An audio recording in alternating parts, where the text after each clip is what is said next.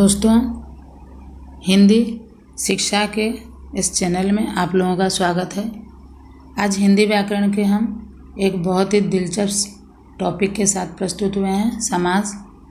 आज हम समास किसे कहते हैं, समाज की परिभाषा क्या है और समाज के भेद कितने हैं, इसके विषय में समझेंगे, आलोचना करेंगे। तो समास किसे कहते हैं? किसी भाषा में कई बार दो शब्द या पद मिलकर एक नए और सार्थक शब्द की रचना करते हैं। इस नए शब्द को समास कहा जाता है। वास्तव में समास का अर्थ ही संक्षिप्तीकरण होता है और यह अपने अर्थ के अनुसार दोनों पदों को मिलाकर एक नया संक्षिप्त शब्द बनाते हैं। अतः समास की परिभाषा देते हुए हम कह सकते हैं, दो या दो से अधिक शब्दों के मेल से जो नया सार्थक शब्द बनता है उसे हम समास कहते हैं। आइए इसे हम उदाहरण के साथ समझते हैं। राजा का पुत्र राजपुत्र, रसोई का घर रसोई घर, हिम का आलय हिमालय। राजा का पुत्र, इसे हम संक्षिप्त में राजपुत्र कह सकते हैं। या रसोई का घर, हर समय हम रसोई के लिए घर या रसोई का घर नहीं कहेंगे, वो रसोई घर, तो इसे हम संक्षेप में करके दो पदों को या दो शब्दों को हम जब संक्षेप में प्रस्तुत करते हैं तो उसे समास कहते हैं। इस समास को या इस शब्द को संक्षिप्त करने के कई नियम होते हैं। इस नियम के विषय में हम आगे पढ़ेंगे। समासिक शब्द, जो दो शब्दों को हम संक्षिप्त करके लिखते हैं या छोटा करके लिखते हैं, जो पद बनता है उसे समासिक शब्द या समस्त पद कहते हैं। ऐसे शब्द जो समास के नियमों से बनते हैं उन्हें समासिक शब्द या पद कहते हैं। समस्त पद में दो पद होते हैं, पूर्व पद और उत्तर पद। पूर्व पद पहला वाला पद और उत्तर पद उसके बाद वाला पद। रसोई घर में रसोई पूर्व पद है, घर उत्तर पद है। किसी समासिक शब्द के पहले पद को पूर्व पद एवं बाद वाले पद को उत्तर पद कहा जाता है। जैसे गंगा जल में गंगा पूर्व पद है और जल उत्तर पद है। आइए देखते हैं समास के भेद। समास के 6 भेद होते हैं। तत्पुरुष समास, अव्ययीभाव समास, कर्मधारय समास, द्विगु समास, द्वंद्व समास और बहुव्रीहि समास। तत्पुरुष समास, जिस समास में उत्तर पद प्रधान हो एवं पूर्व पद गौण हो वह समास तत्पुरुष समास कहलाता है। जैसे धर्म का ग्रंथ धर्म ग्रंथ, राजा का कुमार राजकुमार, तुलसीदास कृत तुलसीदास द्वारा कृत।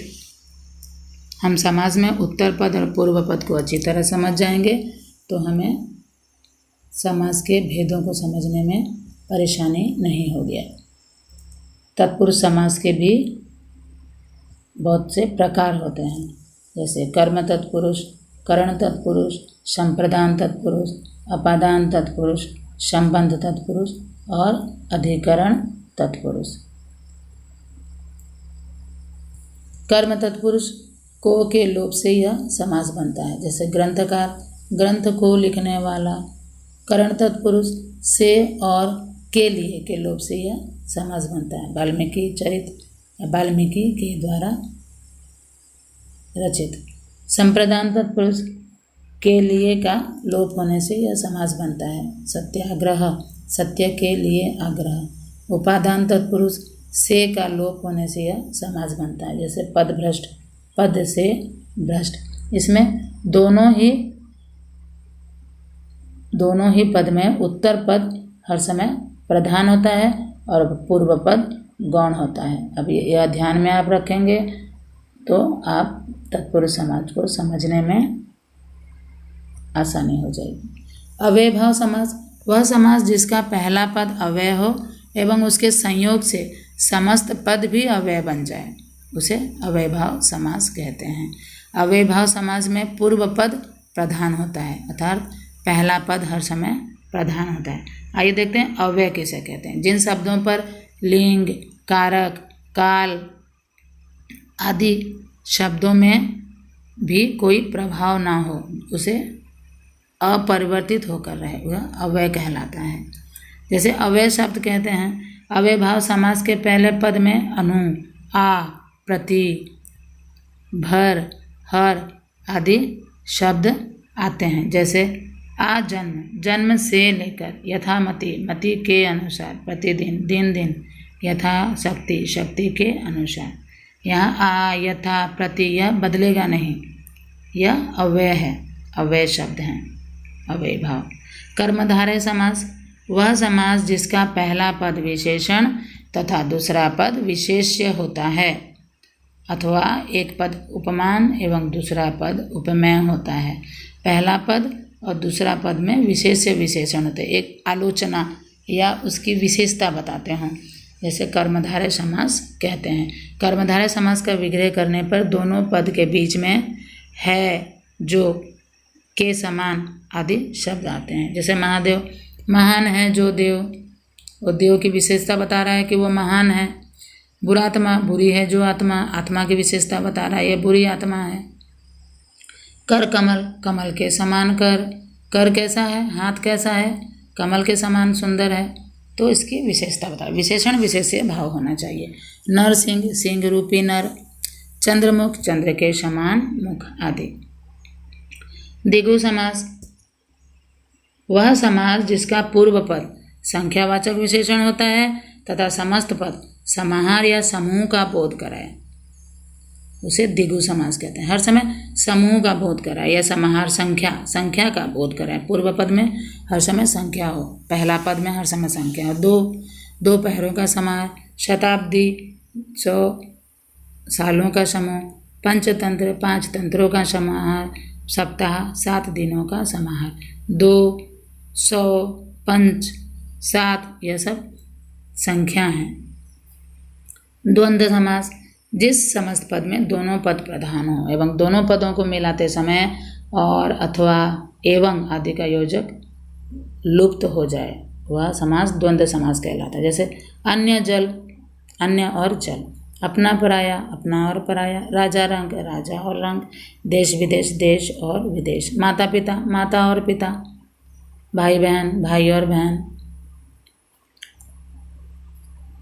बहुव्रीहि समास, जिस समास के दोनों पद अप्रधान हो, समस्त पद के अर्थ के अतिरिक्त कोई सांकेतिक अर्थ प्रधान हो, उसे बहुव्रीहि समास कहते हैं।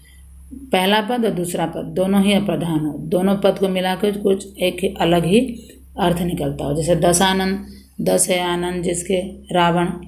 नीलकंठ, नील है कंठ जिसका, शिव। सुलोचना, सुंदर है लोचन जिसके, मेघनाथ की स्त्री।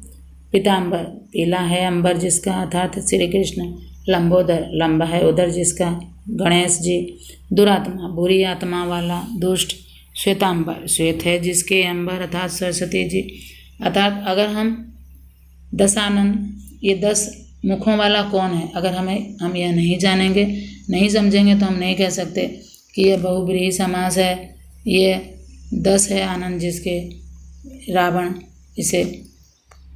तो ये दोनों पद मिलकर एक अलग अर्थ को संकेत करते हैं या अलग अर्थ को बताते हों, वहाँ बहुव्रीहि समास हो जाएगा। तो बच्चों, दोस्तों, आप लोगों ने देखा इस तरह समास में पूर्व पद और उत्तर पद को समझकर हम समास को अच्छी तरह से समझ सकते हैं। समस्त पद, पूर्व पद, उत्तर पद को हम अगर अच्छी तरह से समझ गए हैं तो हमें समाज को समझने में कुछ भी परेशानी नहीं होगी। समास से संबंधित प्रश्नों को सुलझाने में परेशानी नहीं होगी। तो दोस्तों, आपको अगर मेरा वीडियो अच्छा लगा तो इसे लाइक शेयर कीजिए और इसी तरह के एजुकेटेड वीडियो देखने के लिए इसे सब्सक्राइब भी कर दीजिए और अपने दोस्तों को, अपने संबंधियों को शेयर भी कर सकते हैं। धन्यवाद।